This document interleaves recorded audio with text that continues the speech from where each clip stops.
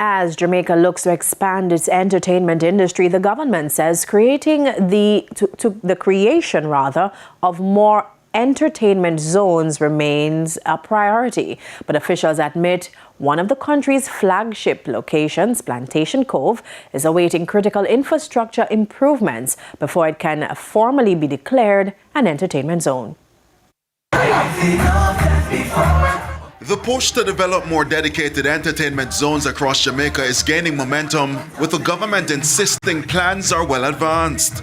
Among the locations identified is Plantation Cove in St. Anne. But while the venue has already hosted some of the country's largest events, one critical hurdle remains. This stretch is declared an entertainment zone. We just have going to be formalizing it.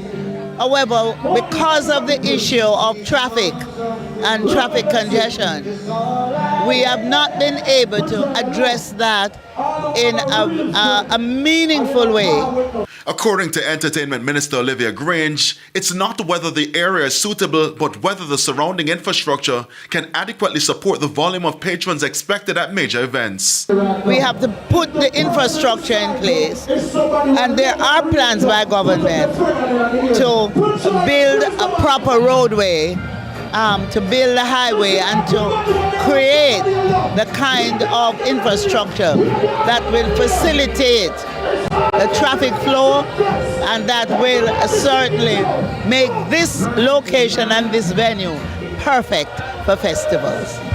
And amid that push by the government, the Airports Authority of Jamaica is also looking to capitalize on a growing market at the nearby Ian Fleming International Airport. We're right in Boscobel in St. Mary. I want everybody to know about it. We want everybody to use our airport. It's a unique experience both for Jamaicans and for people wishing to enjoy Jamaica's North Coast. Those concerns were also echoed by lead strategist for Plantation Cove, Vonnie Karamanti Meikle, who says the venue has already demonstrated its ability to host large-scale events. She warns, however, that delaying the upgrades to the road infrastructure could stifle growth. It is for the government to do what it has to do. But what I would hope is that there is some kind of consultation with us who are using the space and know what the hiccups are of, I can't even call it a thoroughfare.